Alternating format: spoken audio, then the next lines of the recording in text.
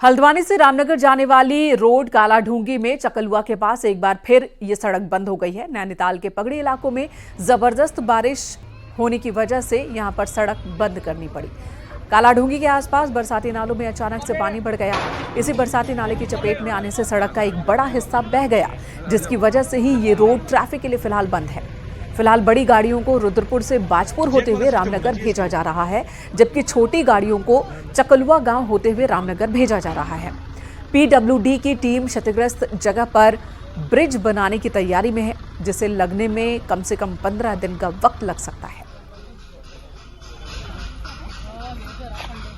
उत्तराखंड में लगातार मानसून की बारिश का कहर जारी है। जगह जगह सड़कें बंद हो रही हैं और नैनीताल जिले में जो हल्द्वानी से रामनगर को जोड़ने वाली रोड है वो किस तरीके से बंद हो गई है वो मैं आपको दिखाता हूं। ये हल्द्वानी में कालाढूंगी के ठीक करीब ये रोड है, चकलुआ के पास में, और ये एक बरसाती नाले की चपेट में आ गई है। और लगातार पिछले एक महीने से ये इस सड़क का हिस्सा इस बरसाती पानी की चपेट में आता रहा, लेकिन कल देर रात जो जबरदस्त बारिश हुई है उसका असर ये देखने को मिला है कि सड़क का पूरा हिस्सा बरसाती पानी अपने साथ बहा करके ले गया, जिसके नतीजे ये हुए हैं कि इस सड़क को पूरी तरीके से बंद करना पड़ा है ट्रैफिक के लिए, और ट्रैफिक को डाइवर्ट किया गया है। यानी बड़ी गाड़ियों को तो जो यहाँ से सीधे रामनगर को जाती हैं, यानी हल्द्वानी से रामनगर को जाती हैं, उनको बाजपुर के रास्ते जाना पड़ रहा है, यानी रुद्रपुर से होते हुए जा सकते हैं। उसी तरह से जो आने वाली गाड़ियां हैं उन्हें भी रुद्रपुर के जरिए ही आना पड़ेगा। हमारे साथ भगवान सिंह मेहर हैं, जो कि कालाढूंगी के थानाध्यक्ष हैं। भगवान जी, ये बताइए किस तरीके से आप मैनेज कर रहे हैं ट्रैफिक को यहाँ पे? अभी मैं एक बाईपास खोल रखा है, इसमें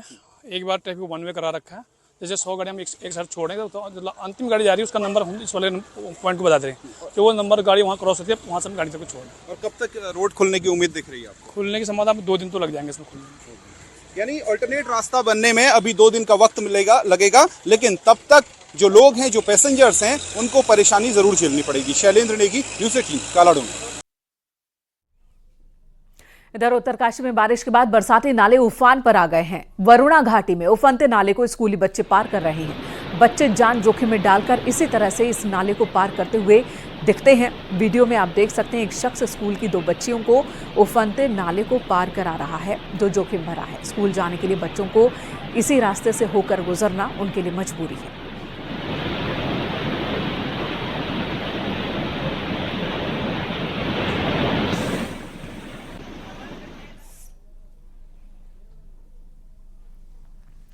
इधर बद्रीनाथ धाम में लगातार अलकनंदा नदी का जलस्तर बढ़ रहा है। बताया जा रहा है कि 35 सालों बाद पहली बार बद्रीनाथ धाम में इस तरीके से अलकनंदा का जलस्तर बढ़ा है। अलकनंदा नदी का पानी ब्रह्मकपाल, गांधी घाट, तप्त कुंड तक पहुंच चुका है। वहीं प्रशासन ने तीर्थ यात्रियों से नदी किनारे न जाने की अपील की है, क्योंकि पहाड़ों पर बारिश के बाद नदी का पानी लगातार ही बढ़ रहा है। यहाँ पर पानी का बहाव भी बहुत तेज है और ऐसे में कोई हादसा हो सकता है। यही वजह की प्रशासन की ओर से अपील की गई है कि कोई भी नदी के आसपास न जाए।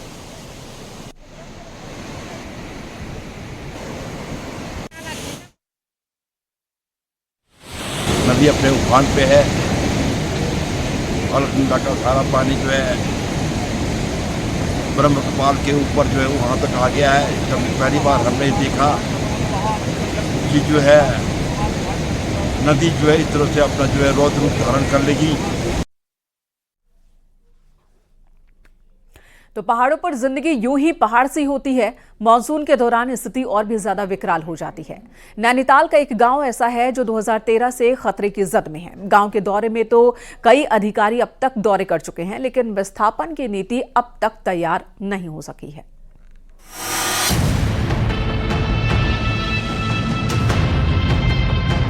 नैनीताल जिला मुख्यालय के पास ये खूपी गांव खतरे में है।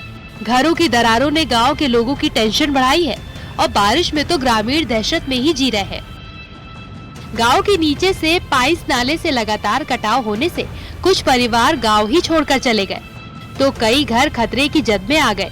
गांव में हो रहे धसाव से लोगों की रातें भी दहशत में ही कट रही हैं।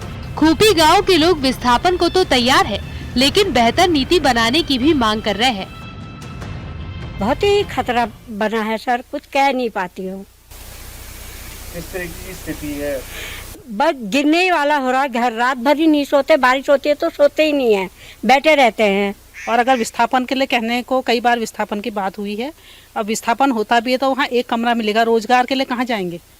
यहाँ पर नज़दीक में है तो रोजगार कम से कम विस्थापन हो तो ऐसी जगहों की जगह भी मिले ताकि वो रोजगार भी मिल सके। की समस्या जो है वो नीचे से कटान हो रहा है, नाले से यहाँ कटान हो रहा है, जिस वजह से इस गांव में बहुत भारी मात्रा में भूस्खलन हो रहा है सर। दरअसल साल 2013 से गांव पर खतरा बना हुआ है। ऐसा नहीं है कि अधिकारियों की इसकी खबर नहीं है। जिला मुख्यालय से लगा हुआ गांव होने के बाद कमिश्नर से लेकर डीएम तक ने पहले भी यहां दौरे किए, लेकिन परिणाम कुछ नहीं निकला। अब इस मानसून के दौरान भी अधिकारियों ने इस गांव का दौरा किया है और विस्थापन की बात कही है। अभी हम लोग जब भ्रमण किया पूरे गाँव का तो कई मकान कुछ बैठ गए हैं, कुछ में दरारें नई भी हैं, कुछ पुरानी दरारें भी वहाँ दिखाई दे रही हैं। और जो मकान बिल्कुल खतरे की स्थिति में थे, कुछ मकान जो हमको लग रहा था वहाँ पर रहना खतरे खाली नहीं है, ऐसे जो भवन स्वामी है उनको खाली करने का भी बता दिया गया है। उनसे भी कहा गया कि आप वहाँ से सुरक्षित स्थान चले जाएंगे।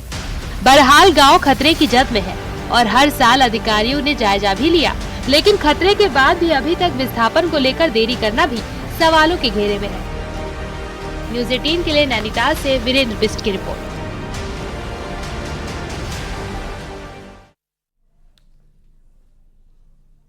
यहाँ रुकेंगे एक छोटे से ब्रेक के लिए। खबरें ब्रेक के बाद भी जारी हैं। आप देख रहे हैं न्यूज़ 18 उत्तर प्रदेश उत्तराखंड।